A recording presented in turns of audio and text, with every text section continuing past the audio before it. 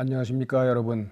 오늘은 전번 동영상에서 예고를 해드렸던 대로 제가 소장하고 있는 목판을 들고 나와서 목판 인쇄에 대한 말씀을 나눠보고자 합니다. 지금 보시고 있는 게 목판 한 장입니다. 이렇게 보면은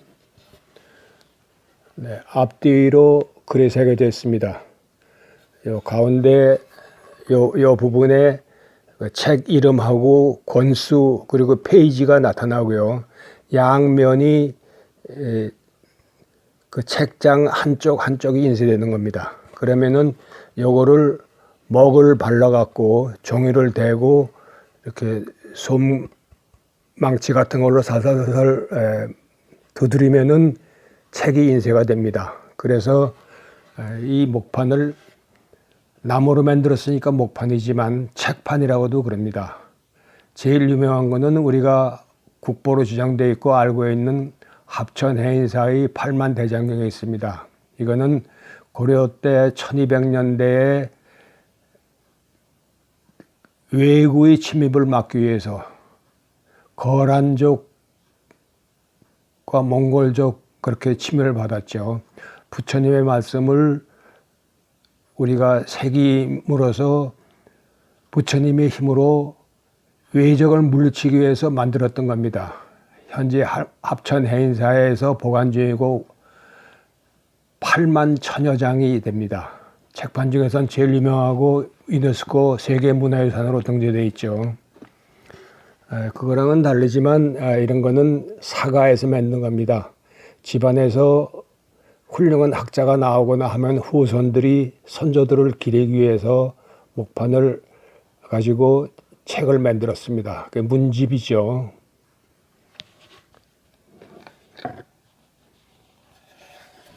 이것도 같은 책의 목판입니다. 그런데 여기 보시면은 보관이 좀 잘못돼 가지고 좀 좀이 쓸고 좀 상했습니다. 또 보시겠습니다. 이 뒷면이 없습니다. 이렇게 보시면은 목판인데 뒷면이 없고, 또 하나 보시겠습니다. 이것도 마찬가지입니다. 이것도 같은 책의 목판입니다. 그런데 뒷면은 없고 일부가 잘라져 나갔습니다. 이렇게 사가에서 보관하고 있던 목판들은 보관상 어려움이 많습니다. 좀이 쓸기도 하고 또 썩기도 하고 또 전란을 겪고 그러면서 일부에서는 이 목판이 나무가 좋은 나무죠. 물론 땔감이 되기도 하고 또는 여기에 보신 것 같이 이렇게 깎인 것은 이 나무 쪼가리를 갖고선 고가구를 만드는 경우가 있습니다. 물론 좋은 나무니까 몇백 년이나 내려왔죠. 이거를 켜가지고선 여기에 좋은 장롱이나 비싼 거를 만드는데 이 쪼가리로 씁니다.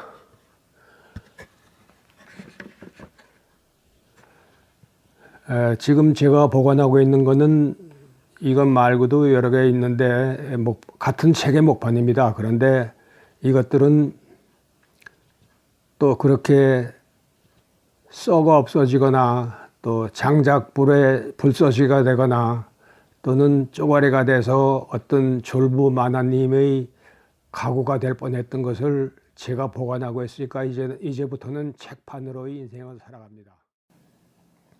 목판이라는 것은 상당히 불편합니다.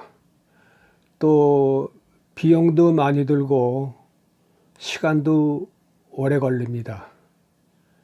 또 그거를 목판을 만들었더라도 실제적으로 찍어서 책이 되는 것 또한 굉장히 힘듭니다. 그래도 그거 목판 인쇄가 왜 개화기 때까지 이어져 왔는지 이거는 한번 생각해 볼 만한 이야기입니다. 한 가지 또 얘기하자면은 우리나라는 세계 최초로 금속 활자를 만들어서 책을 찍었던 그러한 위대한 민족 문화를 갖고 있다고 배우고 있습니다. 그런데 이것은 사실은 저 같은 경우는 초중고등학교를 거치는 동안은 금속활자는 독일의 구텐베르크가 만들었다고 그렇게 알고 있었어요.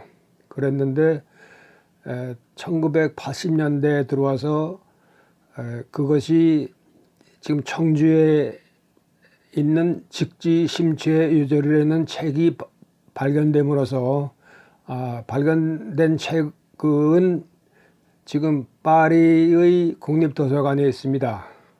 한 권이 거기에 있고 그거는 직지 심체 유절의 상권이고 하권은 우리나라에도 있는데 그것은 목판으로 만든 책입니다. 일단 그것이 한국 사람이 만든 거가 돼가지고 유네스코에도 등재가 됐죠. 그래서 우리는 세계 최초로 금속 활자를 사용한 민족이다 이렇게 자랑스럽게 생각하지만 독일의 구텐베르크는 라틴어 성서를 활자를 이용해서 사용함으로써 그 활자술이 인쇄 술 자체를 발전시켜서 유럽 문화를 활짝 피게 하는 개화를 이끄는 그 촉매가 됐습니다. 하지만 우리나라의 이 출판 문화는 고려 때도 그렇고 조선 시대에도 그렇고 왕가와 그 집권 고위층 몇 사람을 위한 것이었습니다. 고려 때 예가 되는 고금 상정 예문은 28부를 찍었습니다. 28부를 찍은 게 어디에 가서 어디로 유통이 됐겠습니까? 또 조선조에 들어와서 금속활자를 만들었지만 한 번 만드는데 15만 자, 20만 자를 만들어야 됩니다. 세종 임금이 훈민정음을 창제하셨지만 세종 25년경에는 엄문청을 만듭니다. 훈민정음은 엄문으로 격화가 돼가지고 개화기의 한글이라는 이름을 얻기까지는 속된 글이고 아녀자 쓰는 상스러운 글로 취급받았습니다. 용비어천가를 찍어내고 석보상조를 찍어냈지만 그것은 죄다 한문을 사용하는 일부 왕가와 지식인들 그 사람들을 위한 것이 대부분의 민중과는 거리가 멀었습니다. 우리 일반 민중이 사용할 수 있는 것은 목판 인쇄였습니다. 그래서 그 목판 인쇄술이 최근이라고 할까요? 개화기 때까지 이어져 내려온 겁니다. 이에 대한 이야기는 또 추후로 계속 해야 되겠습니다. 여러분이 보시는 것은 북스토리 TV가 지금까지 업로드한 20개의 동영상입니다. 이 영상들은 한두 개를 제외하고는 전부가 다 책에 관련된 우리나라의 역사에 관련된 이야기를 하고 있습니다. 지금 이 동영상을 보시는 분들은 다시 여기에 들어가서 지나간 거지만 또 쭉 읽어 나오시면은 오늘의 이야기하고 맞닿고 앞으로 제가 계속할 이야기도 되겠습니다.